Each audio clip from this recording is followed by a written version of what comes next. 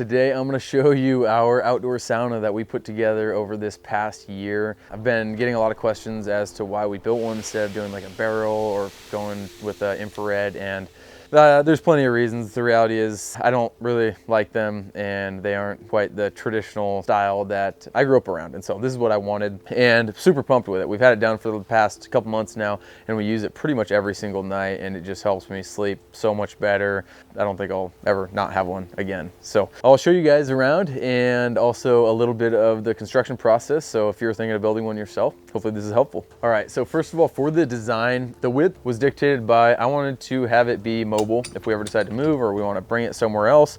It's 6.5 feet wide, which is narrower than the wheel wells on most trailers. So I can rent a trailer, drag it up using a come along on the skids that it's built on top of, and it's mobile, then it can be plugged in wherever we go. So 6.5 feet wide, and then it's 10 feet long. And on the front, you'll see there's no soffit up here, and that's because the design, I wanted it to kind of have a flat face that, well, has this look, and then has a really warm and inviting like entryway with a little porch on the front that's just big enough to stand and then sit down if you want to cool down, as well as having a little towel and coat rack right there. So as far as the construction itself, it's traditionally framed, so 2x4 framing. It has 2x6 pressure treated joists underneath, building the whole base, and then those are on top of skids. And that's, again, just so that it's mobile. And then as far as for the wall coverings on the outside, it's just a standard siding board with a good paint on it so that it should be weather resistant for a long time. And then there's Tyvek behind that, just as a moisture barrier. It's insulated with mineral wool. That way, if there is any moisture that gets in there, whether it's from the inside or the out, it's not compromised in the same way that fiberglass insulation is. And then on the inside, there is a layer of thick vapor barrier, and that's not a Tyvek, that's a different product. I'll link it down below, but that's what I found recommended by a lot of more experienced people. And then there's the cedar. So this entire inside is all cedar. There's a few different forms. Down here on the bottom, these are 2x6 cedar boards, and they're running from front to back all the way, and they have a slight little gap in them, and that's just so that we get a little bit of airflow coming up, just a little bit of ventilation, as well as allowing for any water that we do, pour out of a bucket or whatever to drain down, and then it just falls straight down to the ground. And then there's a mesh underneath there so that it's protected, so no insects or anything can get up and inside. And then on the inside, we've got cedar. So all of the walls you'll see inside of the sauna room have cedar, as well as out here, these walls, and it's a Western red cedar, tongue and groove, 6-inch pieces with fine line V, and I really like the look of it. It's a tight knot, and I can't remember the grade, but I know I've read that you just want to make sure you get a grade that is high enough to where there's not a significant number of knots that could pop out with the fluctuation in temperature, especially in the sauna room, or if it's somewhere that skin is contacting, it doesn't conduct the heat more rapidly than other areas and burn you when you're not expecting it. So that's that. And then the bench is made of the same cedar as the inside, and then this is a cedar shape. So just got a little outdoor weather rated light here, and yeah, let's go look at the inside.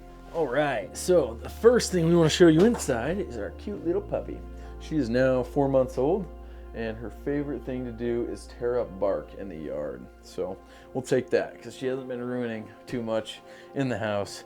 Her favorite thing is bark, and she does not like the sauna when it's on. But the heater that we have is a Harvia Cylindro, so it's electric. As I said, it's plugged in from the outside. And this one doesn't have a remote on and off switch, and there's no Wi-Fi, nothing fancy. I just kind of wanted a simple system.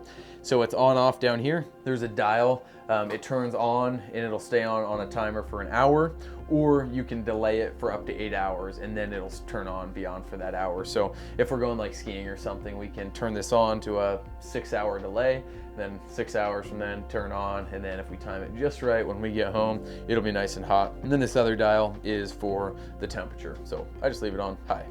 And unlike a lot of stoves that are like the wall mounted style, this one is not just capped with rocks, it's completely filled. And so it takes a little bit longer to warm up than like those smaller stoves. But then when you're pouring water on it, it's really not affected as much. And so it has a different feel. There's a lot more heat. There's more thermal mass in all the stones. And I've really liked it so far, and I think it looks kind of cool. So that's why we went with this stove. All right, and then for the walls, like I said, on the outside, this is the same cedar, 1x6, tongue and groove. all the way around, full wrap with that vapor barrier behind it. And then the benches are a clear grade cedar, so they're 2x2 all the way out, and then these are 2x4s on the edge just for a little bit more strength. And yeah, they've been awesome so far. One interesting thing that we did in here that I hadn't seen in the sauna before is a window, or at least one that I've been in. And I custom ordered these windows from a local glass shop, and I had them made. They're 2-pane, they're insulated, and they're tempered. And so they're rated well over the heat that these should be able to produce. And so far we haven't had any problems with them. And it's been really cool just to have this window that's like a focus point that you can look out of. Even though right now we're just staring at our neighbor's house until maybe someday this is planted somewhere more pretty. But it's cool to have that. There's a little bit of light that comes in, and honestly a lot of the time when we're using this, we just turn the light off and it's really dark, and I find this to be like one of the most relaxing places that I go to at all. I tend to be a bit hyperactive and I don't relax a ton, and so having this little space where phones don't come in and you just are able to totally chill has been really nice. And yeah, that's the tour. If you guys have any questions, do comment down below. I'll try to keep an eye on those. And like I said, I'll add links to some of the products that we used. But otherwise, hope you enjoyed. And if you're thinking about building one, you should. I highly recommend it. I don't think you'll regret it at all.